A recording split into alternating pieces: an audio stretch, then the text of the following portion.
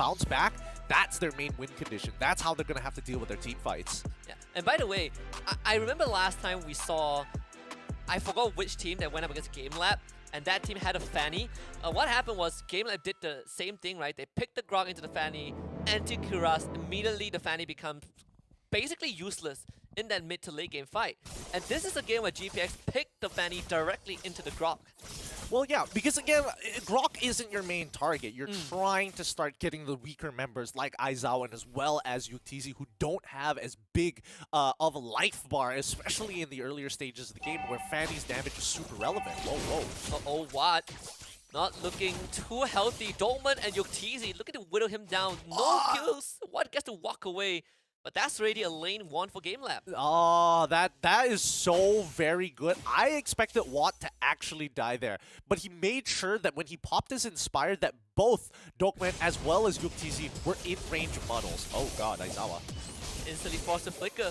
At least, again, while looking at Ray, he does show up. Dolman is right there! Jumps up top of him. First blood for Gamelab. Again, the window is very, very small if you're GPX.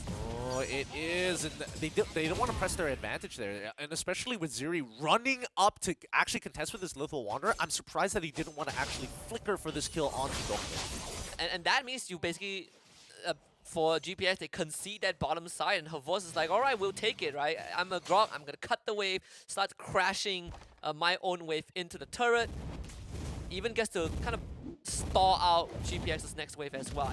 It does feel like, you know, he's forcing GPX to make rotations down bot, but he's not the easiest to kill. Ziri is not 4 yet. He is not, and that's the thing. That's the thing. Rock is really good at manipulating these waves constantly. So as soon as you give up just a little bit of pressure, he will take advantage of that. But our two focus players here, Fredo QT and as well as Dokman, both roamers on either side, they're going to mirror each other for the entire game, right? They have to mirror each other because if they're not at the right place at the right time, it could be detrimental to the team. Look at this landslide victory for Gamelab. At least in the fans' mind, Gamelab have already won this series overall. Well, let's see if the predictions are going to be correct here.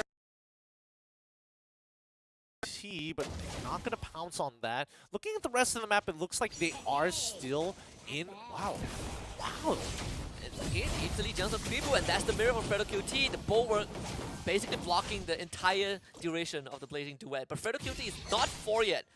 No access to the Numenor Blast. Yeah, I like the foresight that Gamelab actually has. They make sure that their waves are clean, they make sure that they've done their chores, and then they preemptively start moving into position for potential catches where Dokman is going to try and initiate. I think Gamelab understand, even though it's pretty difficult for them, well, sorry, it could be pretty hurtful for them to look for the first engage, but if they're fast enough to get that first kill and then back out, especially with someone like Yuktisi on Claude, who has a battle mirror image, then this could be a way around GPX's comp. And it's also GPX trying to buy some time for Ray. Did go down earlier on, so already behind in resources compared to Takenaga, but the entire team of GPX around this area. Takenaga is poking the bear just a little bit. Fredo QT is the target, but GPX, they know that they can't really respond to this. Fredo QT needs to walk out. They're going to try here. They're going to try their absolute best, but Gamelab controlling the tempo really well. Havos right there, Fredo QT. It's going to completely miss the Numenor Blast. And they're going to get him. The angle was a little strange, I'm not going to lie, but Kribu getting some good damage here. And Dokman basically just sidestep half of the Feather Airstrike, flickers to safety. Gamelab trying to contest the purple buff, but the silver lining for GPX to get the buff for Ray. Yeah, I mean, it feels weird because GPX was actually mirroring the move of Gamelab, but there was no reason to, right? There was no real objective that Gamelab was looking for, and Gamelab, they purposefully are timing it for the purple buff because they know how important it is for someone like Fanny. Gamelab now having 4 members around this turtle pit. Definitely not pressured to make any plays, and you know that the onus is on GPX. Especially when you have Havos around, this guy is going to consistently be a menace. Yuktisi even just shows up mid with the Blazing Duet. Gamelab, they have plenty of opportunities to go to, and Fredo QT charging on the Numenor Blast and use the penalty zone, everything on top of Dolman, but Ray does steal the turtle away and they get rid of the Kufra. Now can GPS clean up the rest of the fight? Aizawa forced the flicker, Ray going after him, finds the kill. and GPX wins the small fight. Very big 2-for-1 here. Very, very big. But a lot of battle spells were used in that fight. The only person who didn't actually have to use was Havas. He got the initial wild charge off, didn't need a flicker to make any crazy plays, so he saves a resource for himself. Let's see how much that's going to matter in the next 2 minutes. GPX, I gotta say, they have been keeping up with Gamelab so far, barring the unfortunate first blitz. Don't see much of an advantage in terms of net worth. Maybe that, Fredo QT just constantly trying to find out where Gamelab is has been really keeping his teammates safe. But in this case, Gamelab, they do know that this Lolita is going to be on that left river. Yeah. Now, another aspect of Gamelab's composition that we didn't get to talk about earlier is the fact of scaling, right? It's going to be really difficult in the ultra late stages of the game compared to GPX, where a lot of their heroes naturally have plenty of damage inbuilt into them. Gamelab, on the other hand, their conditions to get that damage out is a lot more, it's a lot difficult, right? Because if we're talking artillery mage versus Valentina, without the ultimate, Valentina is going to struggle to find these picks. And Takenaga basically quite deep, had the feather airstrike, kind of dodged by her voice. Ray not able to find the execute. Again, GPX just pretty decent response, but they would have to give up this top tier 1. Yeah, nothing they can really do here. A lot of the members of Gamelab hovering around this side, making sure that their gold lane is good to ensure that Watt isn't having a good time. Because they know for a fact that Watt is going to be dealing a lot of damage in the later fight. So for now, if they can keep him under-leveled and under-farmed, that would be the most ideal. So far, this push and pull, kind of a slower game we have on our hands. Third turtle spawning bot side. And Ziri already taken control of that area. You have this penalty zone which can always be a great engage tool. And he does have the flicker in hand. Predator QT ready to follow up with Luminum Blast if needed as well. And now with Ray showing up, they're going to go straight in. Her voice is the target. The better airstrike will finish him off. Dortmund counter engages, but GPX, they have the damage output. Dortmund goes on the flicker, swipe, but the ultimate doesn't do enough. Dortmund goes down, Takenaga next to fall. What will find it? And GPX with a big fight at the turtle pit. Beautifully done by GPX. They really have practiced this comp before. Oh, Karibo, he might be in a lot of trouble here. The wall and the slight slow coming out from Watt just at the end there, so he couldn't go over safely. Doesn't secure the kill, but now the counter engagement. GPX would press their advantage to here on the bottom side. And now with Watt around, he's going to start becoming a bit of a problem. 2 items, the Demon Hunter Sword and the Corrosion side. Dortmund is right there. Better airstrike used before TZ back. GPX gets the bot tier 1. I like that mid-game response. It's really nice, but now they found another kill onto Aizawa once again. Looks like his KDA is going to get a little tarnished here as Havas is going to get some pressure on the top side of the map. And at least Gamelab open up a part of the map, right? And this top side, you're going to constantly have that wave pushing in. And if Havas isn't in the fight, he is crashing these waves. And for Inhibitor to get threatened this early on before the Lord, it is going to put a bit of pressure on GPX. Honestly, not as much as you would like to believe, right? Because when it's all the way at the Inhibitor 8 minutes into the game, to be able to split push that far down, oh my god. Alright. Where did all his life go? He lost 50% of his HP, and that's through the shield that's developed from the Blazing Duet. People even committing the better airstrike just to clear out the way. Gamelab searching for any sort of opening. At least, we want to see how far can GPX take this.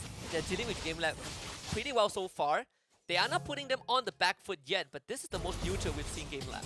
Yeah, I mean, I think even Gamelab recognized the problem trying to cut through GPX's comp, right? GPX needs to play passive here. They're waiting for a response coming in from Gamelab, and they don't mind playing this as slow as possible, because when they are together, no matter what engagement Gamelab attempt to make, it has to be fast. And Ray able to kind of dodge that wild charge with the cables. Getting the purple buff, that's the most important. Predator QT flickers forward, just missing Dortmund. Spent a little bit. Then Luminum Blast. And with that, the Lord actually, Gamelab, they're gonna get a free Lord off of this. Yep, they do get a free Lord off of this. Give TZ, Blazing Duet, is only on top of Predator QT. He's gonna soak a majority of the damage. They won't lose him. And Ziri, big flicker penalty zone. Finding Aizawa, this guy is gone. Yuktz also follows. GPX responds in kind, and they find Tree.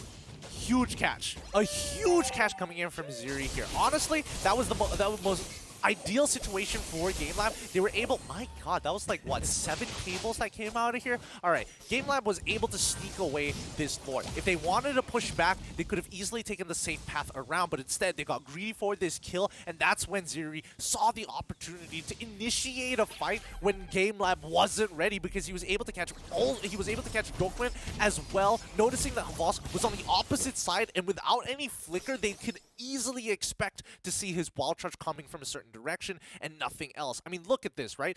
The match didn't go as planned. Havas ends up dying, and that's when you see the counter engagement coming in from Ziri. He sees all of them. Karibo, get ready. This is your moment. And that's what GPX have been wanting to happen, right? Just having Gamelab play into them.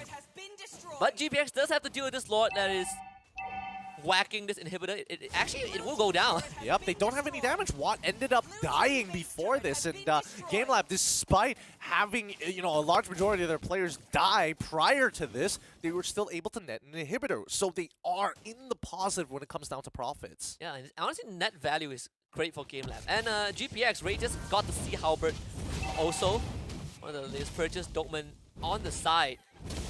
Gamelab just waiting for GPX to overstep and try to protect that tier 2, which will now go down. So Gamelab gonna slowly transition into the bottom end, and Ray just losing 60% health with one totem swipe. Master Assassin. I hate the fact that it's called Master Assassin now and not High and Dry, because again, looking at Havas's build right now, it is oof. Oh, he's gonna get the BOD. Yep, he got the BOD now. What are you saying about the Masha one tap? I think Grok can one tap also. Look, it's a little bit more mechanical, and it's not like you're a homing missile. There needs to be a bit of guidance here with this Grok. The Mark II version got banned out, unfortunately, but for the side of Gamelab, despite them being down in kills, look, they're at a 3K, I'm rounding it up, a 3K gold lead against GPX, but they can't seem to run away with it just yet. Yeah. But the good news is that for Gamelab, they have just wider map control, right? Just so much more space to wriggle around. FredoQT doing his very best to open up the map, but he's gonna get caught by 4 members of Gamelab. Force the flicker away, turning around, Lumina Blast, only hitting 1. Oh. But Ziri counter engages with a 3-man penalty zone. Where's the damage from GPX? Ray shows up and basically just deletes Aizawa. Dolman on the run, Takenaga also trying to use a Thorn Rose to get away, but Kribu finished off the kill. Yuktisi looking for Kribu, but FredoQT saves his teammate with the bulwark. Havosa show up and basically swipes this Lorita into oblivion. One also gets tapped by the Savos. What did I tell you? The Grok one tap is there. The Grok one tap is there, but GPX, they played to their strategy and still lost. They didn't have that extra bit of foresight. Like, look at this counter engagement, right? Watt slowly walks up while Ray is in the flank, and as soon as Muddles is down, look at how much damage he does. He chunks out everybody, 50% of their HP, and then let Ray try to clean it up. And this is where they make the mistake, right? Karibo is going in one direction, Watt is going in one direction, and FredoQT in a completely separate area. And yes, what exactly is Watt doing here, right? He's trying to stay away. He doesn't want to interact with Yuktisi. He wants to get the farm for some reason, where his teammates are basically trying to 2v1. And the Lord goes over to Gamelab, and Dolman taking control of the fight in the back. Aizawa deleted again, and Ziri catches 3 of them. And this Terizla has been a force to reckon with. GPX at least getting away with a kill, but again, Lord will be the concern. And this is why Gamelab, when it comes down to rushing down neutral objectives, they are great at it. And they do it really fast too. GPX has counter-engaged. So much counter-engaged, as a matter of fact, that it's forcing Gamelab to actually take a very pacifist route. Now, all things considered, this is the smallest goal advantage that Gamelab has in any of their in any of the series that they've played in. So GPX, at least able to do a bit of number on Gamelab, but the job is far from over. Takenaga stealing the purple buff. Dolman engaging onto Kribu, forcing him to back off as well. But the biggest concern is definitely when that Lord reaches the base. Dang. Okay, so the Lord, they're probably not going to touch the wave on that top side, so they're going to stagger the wave so that they can sync it up with bottom and as well as top side. The tier 2 should technically fall, and Takenaga is the perfect person to deal with it because he shouldn't die. He's just way too tanky for Rexy to actually deal with him now.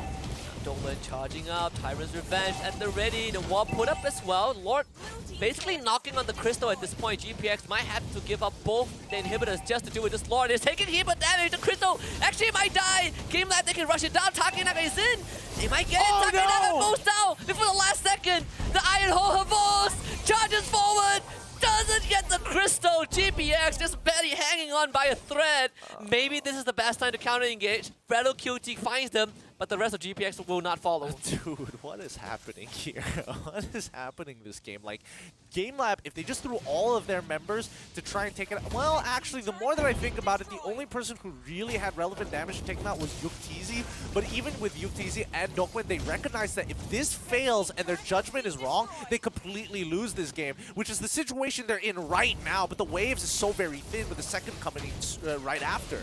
And what almost solo kills with TZ, GPX breaking the inhibitor. And I just gotta say, not much team can break a Gamelab inhibitor. So GPX is definitely doing wonders, but they will lose their bot side one. The base is also kind of in danger. And finally, GPX has a very, very minuscule gold lead. Like, how did GPX not take out the Lord? Were they not focusing the resources on the Lord? Like, the crystal should not be this Lord.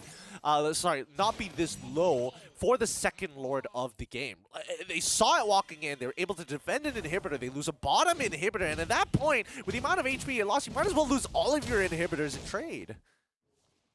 They barely survive the second Lord, but if this third Lord walks in, I think Gamelab will just walk away with the game. I mean, they're pulling attention to Havos here. They're definitely going to get this Lord. I feel like Ziri has an idea what is happening, but him as himself is not going to be enough. Well, at least Fredo QT is there. Havos buying as much time as possible. He is going to eventually go down, but now the rest of GPS, you got to pay attention to the Lord. Secured by Takenaga. The attempt to steal from Ray isn't there, but maybe he can get a couple of kills on the way out. Only finding Aizawa though. Aizawa himself is not enough. You do see Watt taking down the bot tier 2. I mean, GPX just finding for scraps. Oh, they're doing great. And Yuktz, I mean, he's playing with fire right now. He's got very relevant damage, and Watt is the only damage dealer left other than Karibu when his Feather Airstrike is down. But with Lord Empowered minions and the Lord himself, they should honestly try to rush this if they wanted to end it, because again, the Crystal has taken so much damage, and with 15 seconds, at least 12 seconds for Ray to come back to life, this could be an endgame situation. Yeah, it's a 3 versus 3 situation. GPX, Ray back in 5 seconds. They just need to buy a bit of time. Yuktz instant blazing duet towards the back. Doesn't get Kribu, he flies away. Yuktz goes down, Immortality pop, the Lord taken care of as well. GPX once more with an iron hold on this base. They are not ready to go yet. Yeah, it feels like GPX is almost baiting out their crystal just to make Gamelab commit to anything right now. They are struggling to close out this game. If they get Ray, then maybe there is a chance. Ray, I don't think he's getting out of this, but oh, maybe he is. Yeah, but he gets to cover a lot of distance with these cables. Like, he doesn't even need to use the second cable half the time. Just one cable at max range is able to dodge out a majority of abilities. Good news for Gamelab is that all inhibitors on GPX have been taken out, but this is the second time that GPX have been able to defend that base. And if you are Gamelab, you're going to be worried a bit. I think they are extremely worried, because now they're thinking the only way we close out this game is with the Lord, right? And considering how GPX has scaled very, very well, let's find out. One Ziri, if they can burst him down, it's going to be great. And they do. Ziri goes down without using any of the spells, and Dongwei should be able to walk out of this alive as well. Ray not finding any assassination. Feather QT will be gone on. The rest of GPX basically scattering into the wind. Can they get Feather QT out? He's blocked by her balls. Immortality is popped. They have vision on the side of GPX, but they cannot find any response. Ray needs to go huge, but her voice just waves him away. Yeah, does he not recognize it? No, he can technically just fly right through him to get a trade somewhere, because these death timers are very, very long, 19 minutes into the game. Like, Ferno QT is not going to be back up in 29 more seconds, so by the time Lord has spawned, he still has an extra 5 seconds to get to the Lord. Gamelab just needs to reset a bit. They pushed in that bottom wave. No one is cutting top wave yet, so it would take Gamelab a while to synchronize these minions. But overall, they still have control of the bottom side of the jungle. That's where the Lord is going to spawn. All right, and it looks like the inhibitor side here. Okay. They try to get on top of Watt, but Ziri? it looks like they're about to get punished for it. Oh my god! They do get the punishment to Yuktisi! Bad news for Gamelab. You do see Havos on that top side. So at least for GPX, well, at least for Gamelab, Ray isn't with GPX, so they can't really run for the Lord, but Fredo QT shows right up. Numenor Blast just let it loose very early on, but Doman's gonna be the target. What? Staying in a safe distance, Takenaga cannot help. Doman goes down. Aizawa also not able to do much. In fact, Kribu is running after him, forcing out the flicker. Aizawa drops low, and Gamelab, for the first time, in a bit of a pickle, basically forced to scatter away. Havos, what are you doing? He's got wall charge. He's trying to get out of it, and he managed to get Fredo QT's flicker out of there. These resources are so very valuable here. Yuktisi coming back up into 2 here. Will Gamelab still try to contest? If they don't, GPX have a good chance to score game 1. Trying to keep Takenaga away. This guy very tanky, and now Feather Airstrike used as well. A lot of resources thrown in. Ray just goes in. Couldn't really get the immortality, but brought Takenaga down low enough. Yeah, and I don't think they're going to contest this Lord. Like, GPX is trying to bait out a fight, knowing that Takenaga could come back with Retribution, but we saw that Ray, he still has 10 more seconds until it comes back off of cooldown, and then it should be generally all right. But this is a terrible position for GPX to actually play, right? They lost their window of opportunity to punish Gamelab. And they needed to deal with the side waves as well, so it gives Gamelab control of the Lord Pit again. Ray, he will have to take a while to get that purple buff. Gamelab withering down the Lord. This is crucial for GPX. Ray really isn't in a position to contest anything. And they lost Lorita straight up. Ziri just get a good penalty zone. Ray needs to go absolutely big, but gets melted by the Blazing Duet. Barely walks away with the cables. GPX not able to find a trade this time. Unfortunate. Like, I think Yuktisi could have just ran alongside Ray and be able to secure them. But now, wait, Gamelab, where are they? They're in the middle of this fight, but GPX, again, they've only lost 1 member. It's a 5v4 with no inhibitors, yet Gamelab giving so much respect. They still need to wait for 20 seconds of Fredo QT, and I mean, GPX, they don't have that time. Ray is trying to cut that middle wave, at least draw attention away. Feather Airstrike used as well. Takenaga dives straight to the back. Ray, once more, just walking away with zero of health, but Takenaga in danger.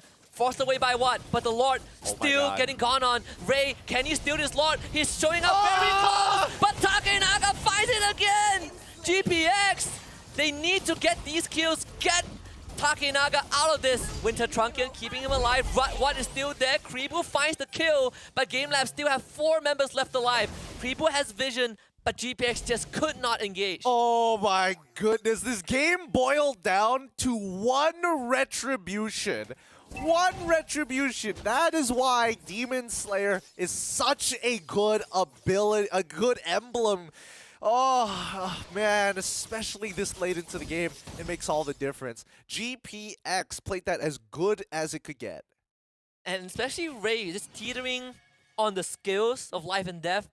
At Gamelab now, looking to close out game number 1, and this could be too tall of an order for GPX. Even with that defense, Aizawa does go. Maybe there's a chance. Gamelab wants the end, but they're not given it easily. Finally takes care of Watt, but Havos tanking the Crystal. Yuktisi straight for the jugular. They won this game. Gamelab have found it 23 minutes in. Ooh, that was a tough one. Gamelab definitely giving a lot of respect over to GPX's draft. They had something that forced them to be less aggressive, forced them to start thinking about the map.